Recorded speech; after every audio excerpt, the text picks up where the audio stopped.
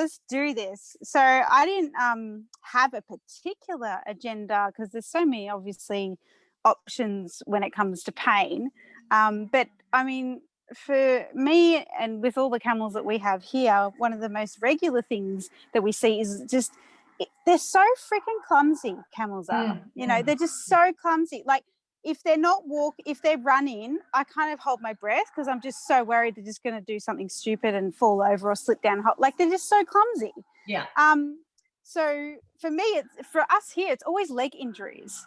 Whether that be camels sitting on another camel while they're sitting down and they've hurt a ligament, or whether that be, you know, they are running and they've slipped because sometimes they like to run when it's wet. Like, they're just super clumsy, I find. And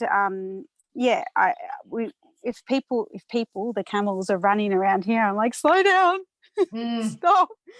Well, it's interesting you say that about the clumsy thing, and I agree, and I'm sure all good camel people will probably know this anyway, but camels are what's called ipsilateral runners. In other words, they can't run. They can't run. No, instead of having, so what we are is contralateral, in other words, opposite. So if you're a dog, to walk, you'll notice that their left foot goes forward, their left back leg goes forward, and their right foot hits the ground at the same time.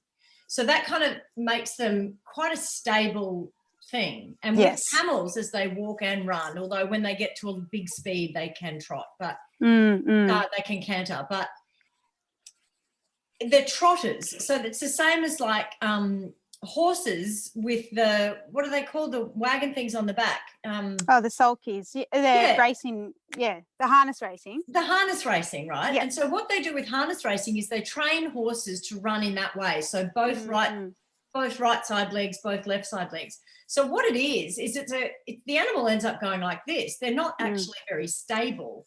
And I agree, they do kind of fall over a lot, and they get, certainly when you're transporting them, they always get leg injuries. There's a lot to compact, like you've got these really long legs that have to kind of fold back up on themselves. And so you're right, they do get a lot of injuries, I think, too, you know, especially if people are out there with riding camels. You know, every day there's like, oh God, they're limping on their left. Oh no, they're limping on their back leg. And I agree, they can be quite irritating like that. And the fact that they've got the soft feet means that you don't have a very protective hoof. You don't have a grip. They don't have a grip either. They don't have grip. They get stone bruises. They slide. We've all seen camels on mud. It's just hilarious. They just slide everywhere.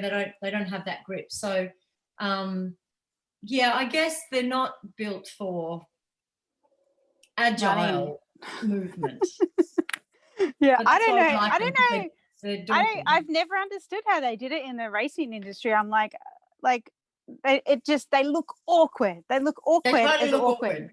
And so with the whole racing thing, it's about and you guys that have riding camels would know way more about weight distribution when they're walking, but it's the same thing with riding. It's all about weight distribution, because this camel is now ipsilateral. He goes like this rather than a nice stable. So they're a bit out of whack. They're a bit out of balance, but they're not really, well, they're designed to walk. I mean, they are designed to walk. Desert dwellers, they're designed to walk because they're conserving energy. So the times that they would actually run would be from a predator or, you know, or whatever, or they're running away from another camel, you know, like life is pretty cruisy in the desert. So, and it's an interesting point, and this might be a bit philosophical here, but I get it. And it's interesting, and we're talking about pain, and the first thing that comes up is, if they're limping. Now, and a lot of what we're taught, I mean, and a lot of people find this too, pain is something that you don't necessarily have to avoid. Sometimes our biggest question is, is he in pain? And I'm like, well, yeah, and that's stopping him from running, which is good. So sometimes you will, a lot of people get concerned sometimes if I do a castration or a big surgery or something like that, and they're like, has he got pain relief? And I'm like, no, because I want him to calm the hell down. And I don't want him to feel really good. So whilst it's a tricky thing, and that's why as camel owners, you've got to really know the camel, is that, you know, if they are sore for a couple of days, don't worry too much about it. I know. Keep a diary of it. And Yes. and always just write, and we've all got phones now, just write a note on your phone, the date, limping left foreleg, next date, limping right.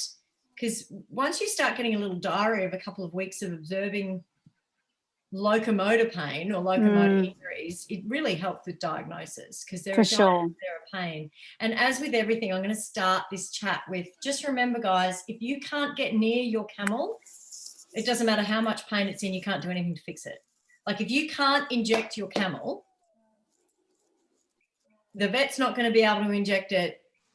There really are very few oral anti or pain relief medications. So it's a very good point for everyone to realise, if you cannot get near your camel to medicate it, none of this is useful. Mm. So I keep finding that a lot lately. A couple of, great, clients have been contacting me, and I say, yep, we can fix that, give them this, this, and this. And they're like, oh, he doesn't really take medicine all that well. I'm like, well, I can't fix that. Yeah. If you can't inject him with something, I can't fix it. And if you can't get near him, then the vet's certainly not going to get near him. So how on earth are we expected to help? Mm-hmm. But anyway, that's just that one. Get it out of the way. Yep, it's out of the way. It's really, I find it so ridiculously frustrating. And then everybody goes, the vets don't do anything. And I'm like, well, if you can't get near it, what's the point? And if that means like having good infrastructure in place, like certain races and crushes, and we have that. I remember probably this time last year, one of the camels, she got a leg injury because another camel sat on her, and she was just, she was trying to, all the fight was happening to try and get her off, and she ended up doing a ligament and had to be put down. Like, it was as simple as that. Like, but the vet could only do that because we had a crush and a race, and he could feel around and say, oh, sorry, it's not good news. Exactly. Recently I had a broker, if anyone follows on the Facebook page, I had a little cute little Phoebe with a broken leg. Now, if I couldn't get mum away, if I didn't have a paddock or a little area to put mum in so I could treat Phoebe, well, then Phoebe dies. Yeah. Now, I'm not saying everyone's got to now go out and spend thousands on crushes and races and all of that. If anyone does want a crush, I've got one designed. Yeah. But just tie them down or whatever. Like, just do the ropes or a hobble or whatever. Just do something, because unlike what everybody thinks, we don't have dart guns. And I'm sorry, but if you've got to sedate your animal every time you want something fixed on it or treated, well, then it's not going to work. You can't keep sedating all these animals. That's probably more traumatizing than anything else. It's like horrible. I've seen dart guns in camels gone really, really wrong.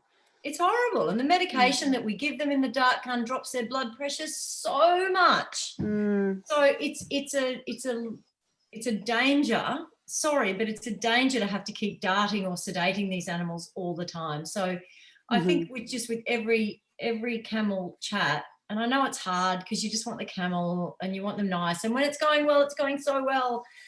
But if something goes wrong and you can't get near it, no one can fix it. Yeah. Anyway, enough badness. So good point. Absolutely good point. I need to get some happy again. So I guess with pain relief, there are all different. I mean, yeah, you're right. You've got your locomotor, you've got your leg pains, you've got that sort of stuff. You've also got, if they're just feeling like arse that day, colic in camels is highly recognised as a form of pain.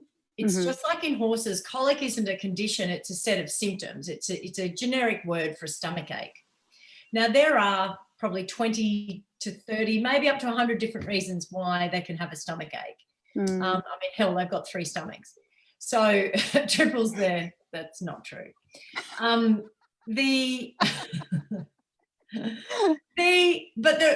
Stomach ache is painful. Getting a knock on the head is painful.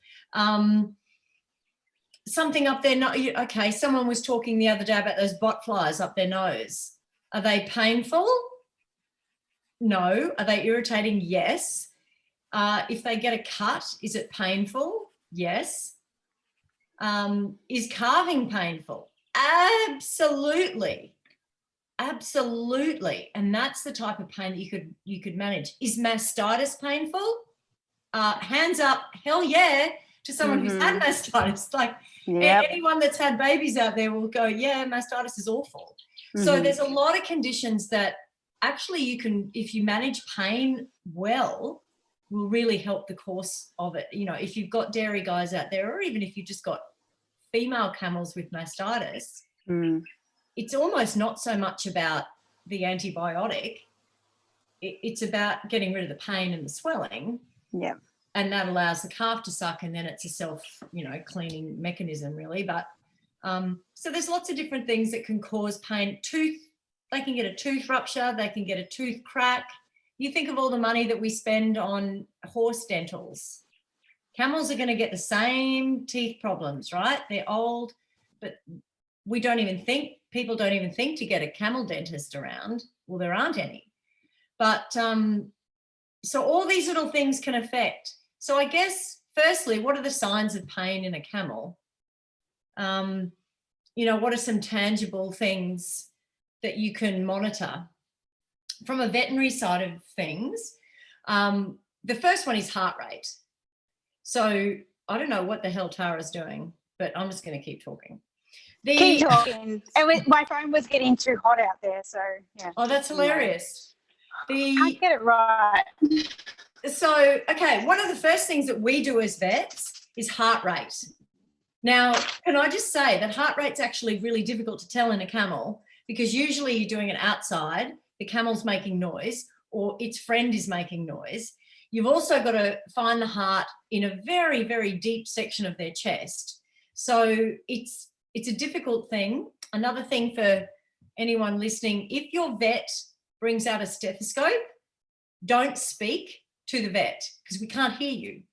So every time we go to put the stethoscope on to listen to your camel's heart, your horse's heart, your dog's heart rate, don't talk to us. We don't want to talk. I got to go, what? And then it's so annoying. But so funny. It's a massive pet It's like peeve. Day in the life of a vet. Oh, it's a pet peeve. Okay, so honestly, heart rate is a really big indicator. That's something that you're not going to be able to know at yourself. So there's also biochemical indicators for pain and inflammation. So things like cytokines, and if anyone's had some health issues, they look for these inflammatory markers in your blood. That's all in camels as well. But that doesn't help you at the time. At the time, what you guys are doing as camel owners is looking at their behavior.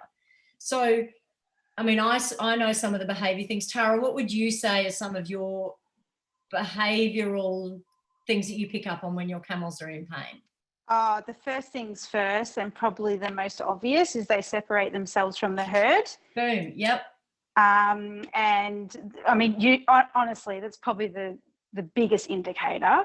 No matter what it is, whether it be a leg injury, whether they're upset at somebody, honestly, I think that's the first indicator. I also find if it's chronic pain, and maybe I hadn't picked up on it early enough, they almost lose, and it's very unscientific, but they almost lose a little bit of spark out of their eye, like they're just a little bit dopey. I get it. It's not. I get it. Yep. They're a bit dopey, like, and they kind of look at you like, help me, and slow, and but definitely those two things are the first. Yeah, I think that's great. I think separating from the group is absolutely really important. And a lot of people say, oh, she's just had enough, she's over in the corner. Now, I think that's wishful thinking on a lot of people's part. I think a lot of interpretation of animal behaviour is wishful thinking from the owner. It's like all those times when you look at your 14-year-old dog and you go, no, he's all right. He's not all right.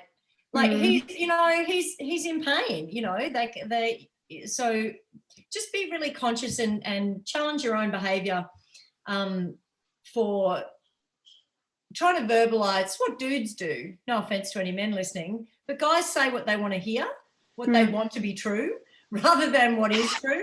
Like, no, she's actually been on her own for 3 days. There's something probably wrong.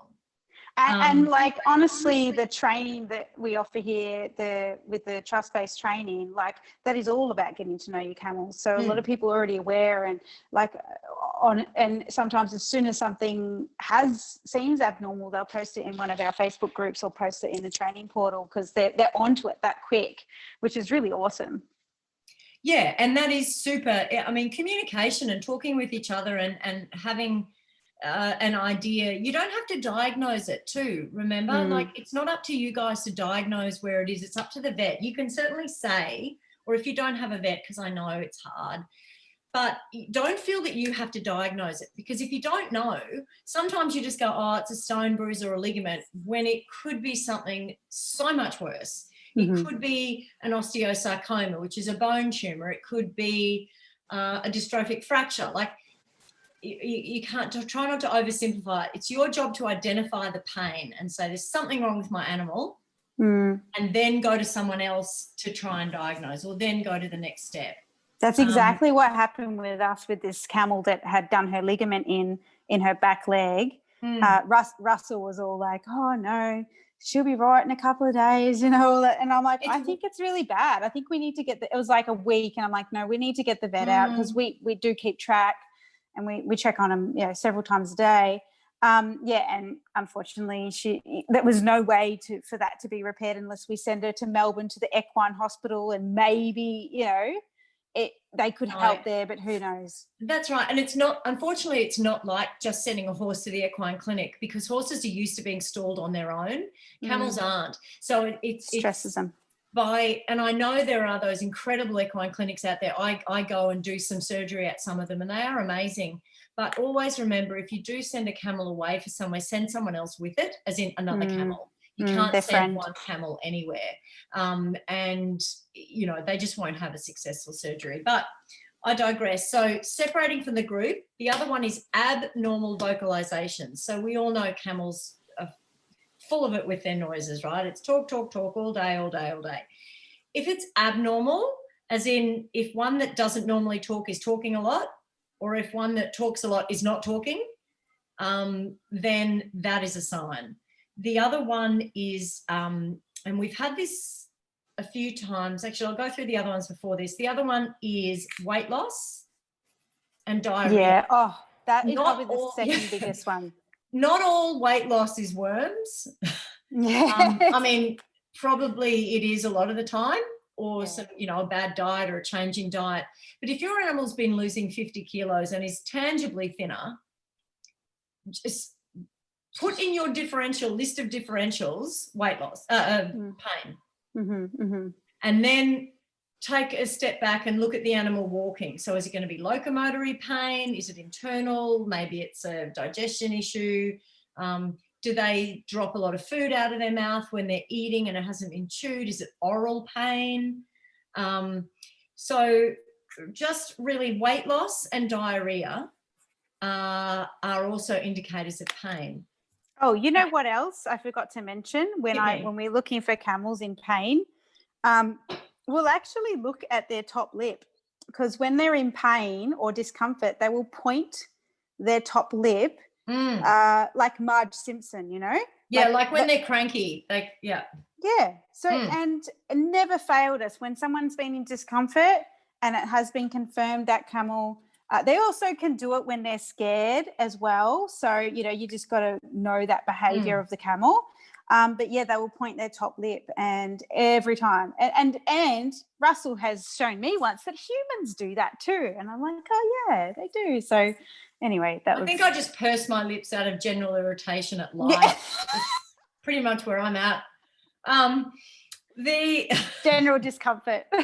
Just general everything. But seriously, so you've got weight loss, diarrhea. That is also why, guys, if you start reading things and starting to talk to people and you go, or you even call a vet, right?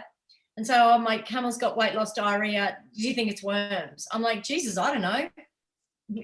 That's what I mean. Like, it could be so many different things. And that's why then we need diagnostics and work through it. So elimination process. Separate from the group, changes in vocalization, weight loss, diarrhea. And the other big one is grinding. So teeth grinding. Yes. So it's tricky because bull camels, or even if they're now castrated and they were bull camels, will grind their teeth out of boredom. So you can get behavioural teeth grinding. You can also get if they're in pain. is frustration. I find too some camels pissed off. I see female camels do it if they're just sitting there. If they're separated from their calf, they'll start teeth grinding. And the other one is calves do it too. So if you have a calf that is grinding its teeth, and I'm talking under 6 months of age, and certainly if it's between 2 and 3 months of age, if it's grinding its teeth, I would say at that moment it has a stomach ache. Hey, just quickly, how would you like access to the full tutorial on this camel topic? Become a member of our Camel Academy now, and you not only get access to this camel information, but a whole library of camel information. The Camel Academy is an online portal for camel owners and camel lovers just like you, which consists of a library of camel information, including entertaining camel vet talks and procedures, camel handling techniques and camel psychology talks, access to the latest and greatest info on camel husbandry and well-being, even workshops on how to make your own camel equipment, and of course a forum to ask your camel questions to camel professionals. This is just a glimpse on what you'll get access to in the Camel Academy. It's the camel flicks for the camel lover. Sound too good to be true? Well, it's not. Come join us, our resident camel vet, and a community of camel connectors worldwide over at camelacademy.com. That's CAMELEER academy.com.